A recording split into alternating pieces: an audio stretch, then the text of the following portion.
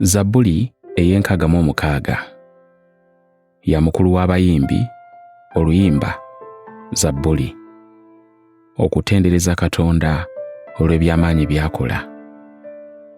Leeta eddoboozi ery'essanyu eri Katonda ggwe ensi yonna, yimbira waggulu ekitiibwa eky'erinnya lye, gulumiza ettendo lye libe n'ekitiibwa.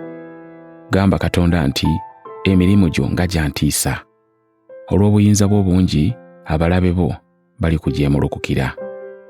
Ensi yonna ekusinza, bakuyimbira amatendo go, bayimba amatendo eri erinnya lyo. Selah.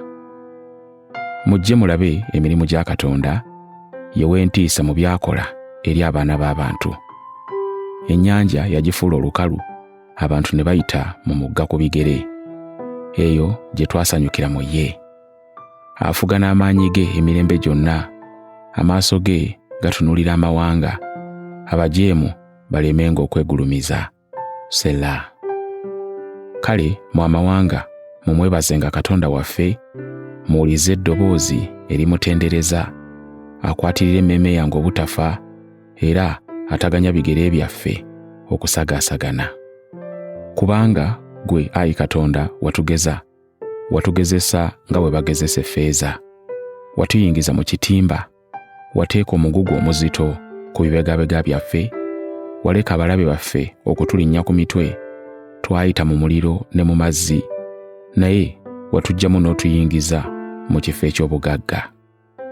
N'ayingira mu nnyumba yo n'ebiweebwayo ebyokebwa, n'akusasula obweyamo bwange.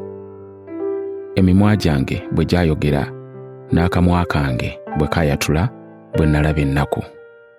N'akuwa ebyokwokya ebya ssava n'ebyokwoteza eby'endiga eza sseddume, n'awaayo ente n'embuzi. Selah.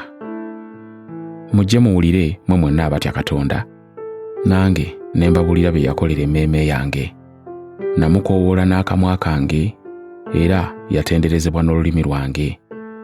Bwe mba ndowooza obutali butuukirivu mu mutima gwange, Mukama taawulire. Naye mazima Katonda awulidde, alowoozezza eddoboozi ery'okusaba kwange. Katonda yeebazibwe, atagobye kusaba kwange, so tannyimye kusaasira kwe.